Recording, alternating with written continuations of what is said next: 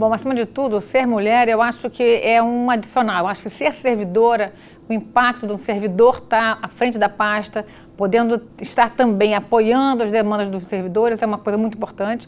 E mulher, na verdade, a gente está num momento de muita valorização da mulher. Eu acho que isso faz um impacto grande, não só na minha vida, mas como um reflexo de mulheres que querem, às vezes, uma imagem que a mulher pode estar onde ela quiser e a hora que ela quiser e fazer um caminho, seja profissional, de nível superior, seja qualquer profissional, a mulher, ela está tendo uma valorização maior do que sempre teve. Eu acho que isso traduz muito o momento que a gente está vivendo, né? De uma valorização, de um aceite de uma mulher, servidora de 20 anos, Secretaria Estadual de Saúde, está nesse comando, que é um comando realmente a gente reconhece que os comandos ainda são muito masculinos. Mas a gente está aqui para quebrar esses paradigmas.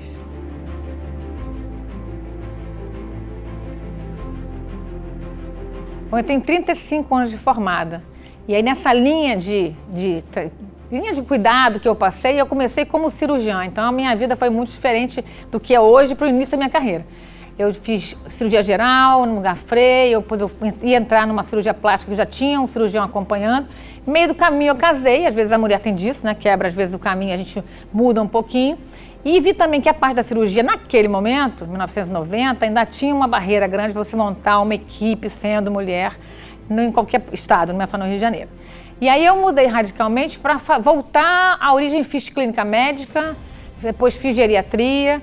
E nesse movimento foi muito mais para aprender e conhecer o que estava acontecendo dentro da minha casa. Tinha idosos na minha família inteira, minha vida inteira sempre tinha algum idoso estando doente, a gente muito apoiando dentro de casa, porque a gente era uma família muito unida. Meu pai ficou doente nessa fase e eu quis entender um pouco mais de como apoiá-lo e como apoiar essa residência de doentes dentro de casa, idosos, que eu tinha que ter um apoio maior, já que eu era médica da família também, como ajudar nisso. Por coincidência, a geriátrica, eu sempre tive muita paciência com idosos, e aí a coisa coincidiu muito de como apoiá-los e como entender aquilo melhor. Naquele momento, abriu-se um concurso para a Secretaria de Estado de Saúde que tinha 2 vagas de geriatria. 2 vagas de geriatria para vigilância sanitária. Eu sabia o que era aquilo? Não sabia. Mas eu achei que daquilo era uma coisa, inovação, que podia ver ali os asilos geriátricos, como aquilo ia ser por trás daquele cenário. E aí fiz o concurso para 2 vagas, não era para assistência, era para vigilância sanitária. Também todo mundo dizia, por que o médico ia fazer ali? Mas acho que alguém tem que gostar muito daquilo. E foi uma descoberta muito interessante para mim de ver o bastidor da geriatria no sentido dos asilos, das moradias de longa permanência. Eu sou super a favor, desde que tenha uma estrutura e uma família apoiando. Então foram 16 anos em vigilância sanitária, que quando os asilos foram descentralizados, a gente apoiou a parte hospitalar também. Então eu fui superintendente da vigilância sanitária em 2018. E aí dali para cá, eu acho que não só esse estudo, esse aprendizado me fez entender o quanto a gente está despreparado para a longevidade que a gente está encontrando agora no país e no mundo, né? A gente está envelhecendo, a gente está estruturando um monte de políticas ainda, iniciando, eu escuto isso há 20 anos que eu estou na vigilância sanitária. Foi em 2001 que eu entrei, a gente já falava, os idosos não têm bom atendimento, não têm bom espaço, não têm estrutura. E continuamos com a mesma perspectiva de aprender a lidar com esses idosos, aprender a estruturar a vida desses idosos, aprender a gente ter mais espaço e autonomia para esses idosos. Então, acho que isso está me ajudando muito no sentido de entender o que a gente pode buscar melhorar na linha de cuidado desde o início, na situação primária até a alta complexidade, para buscar, de alguma maneira, aumentar o conforto e a linha de cuidado, valorizar mais o que a gente tem pela frente. E o idoso não só na parte também de geriatria, mas também na parte da oncologia, na parte de todos os cuidados que os idosos, a linha de cuidado do idoso, ela traz muitas comorbidades, né? A gente tem que trabalhar junto, diabetes, hipertensão, então é aprender como envelhecer com qualidade para a gente chegar a ter uma velhice saudável. Então acho que essa ideia da geriatria me abriu um campo bem maior do que eu esperava naquela época, para poder hoje tentar pensar em política pública para essa fatia, para esse cenário que a gente está buscando melhorar e que é um cenário real que já está aí, que não vai ser o futuro. A gente já está com esse cenário, com a população mais idosa aí, nos buscando uma necessidade de apoio, mas a gente ainda está, na verdade, não tendo um modelo ideal para apoiar quem já está aqui, que fará daqui em 2050, que a gente vai ter uma população muito mais idosa do que a da jovem.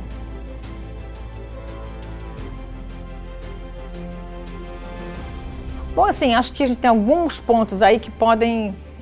eu acho que a primeira coisa foi quando a gente se vê no meio de uma área de Secretaria de Saúde sendo reconhecida não só de estar na área técnica, fui descoberta na área técnica, eu não pensava em fazer a gestão. Então, quando eu fui descoberta na área técnica, fazendo inspeção sanitária, eu me realizei muito em estar descoberta num ambiente que ninguém me conhecia, que por acaso uma médica estava se despontando numa área e foi começar a buscar, a gestão começou a me buscar para trazer para uma área de gestão, para aprender um pouco aquilo. Eu vinha de uma área do setor privado, meu concurso em 2001, já não era uma pessoa tão jovem para dizer que eu era uma entendida do setor público, mas não.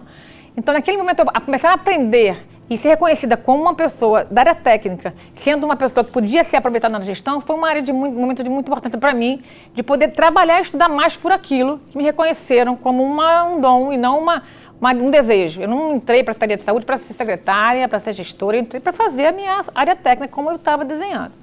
Então, esse desenho de entender e abrir um mundo de gestão para mim foi um momento de realização muito grande.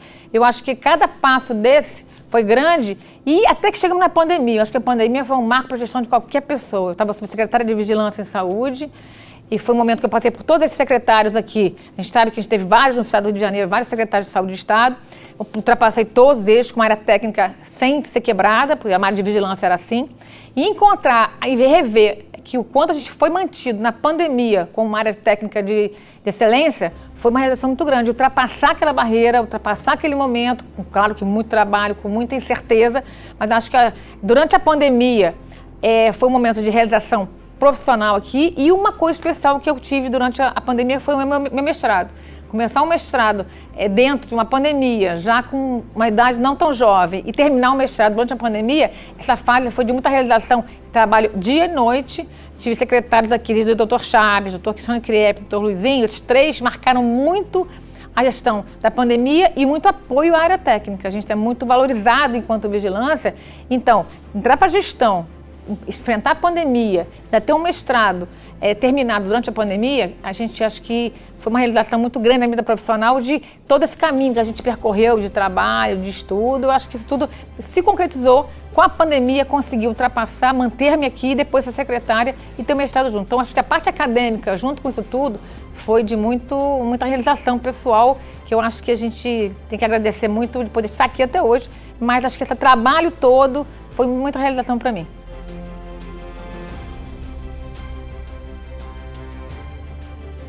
Então, os desejos pessoais, a gente às vezes tem um desejo pessoal que não coincide muitas vezes com o desejo do momento que a gente tem político, orçamentário e tal, mas um desejo muito grande que a gente consiga melhorar a área de oncologia. Não é uma fala repetitiva, uma fala real. A gente tem um ambiente, tratamento de oncologia, do câncer, ainda bastante aquém do que a gente precisa.